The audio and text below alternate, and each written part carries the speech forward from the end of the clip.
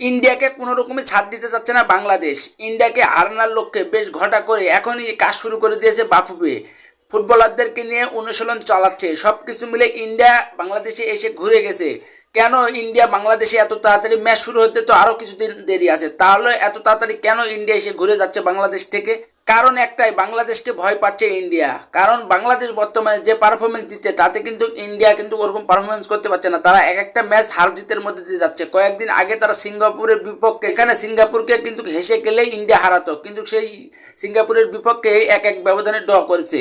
আর ইন্ডিয়ার এই দলে সাম্প্রতিক সময়ে তারা ভালো খেলতে পারছে না, তারা লড়ভর অবস্থানে রয়েছে। সব কিছু মিলে ইন্ডিয়ার বিপক্ষে বাংলাদেশের এই ম্যাচটি অনেক গুরুত্বপূর্ণ ম্যাচ। আর এই ম্যাচটি হবে বাংলাদেশের জাতীয় স্টেডিয়ামে। আর জাতীয় স্টেডিয়ামে খেলা মানে একটা উত্তেজনা সৃষ্টি হবে, আর গ্যালারিতে লাখ লাখ বাংলাদেশি দর্শকরা থাকবে, এটা নিশ্চিতভাবে বলা যায়। আমি আগের ভিডিওতে আপনাদের বলেছিলাম ইন্ডিয়ার সঙ্গে যখনই বাংলাদেশের খেলা হবে তখন কিন্তু একটা অন্য রকমের উত্তেজনা শুরু হবে। 15 তারিখের এই ম্যাচে বাংলাদেশের দলে হামজা দেওয়ান চৌধুরী, সুমিত সোম, ফাহমিদুল ইসলাম, জায়ান আহমেদ সবাই কিন্তু থাকবে। সবাইকে নিয়েই ইন্ডিয়াকে হারিয়ে ইতিহাস গড়তে যাচ্ছে হামজা দেওয়ান চৌধুরীরা। আর এই ইন্ডিয়াকে কিন্তু একবারে হালকা করে নেওয়া যাবে না, কারণ বাংলাদেশের চেয়ে কয়েক ধাপ এগিয়ে রয়েছে তারা ফিফা র্যাঙ্কিংয়ে।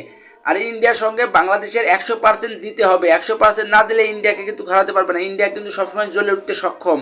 আর ইন্ডিয়া দলের কিন্তু সেরা তারকা সুনীল ছেত্রীও খেলবে। তো দেখা যাক আগামী 15 তারিখের এই ম্যাচে শেষ হাসি কারা হাসে, বাংলাদেশ না ইন্ডিয়া।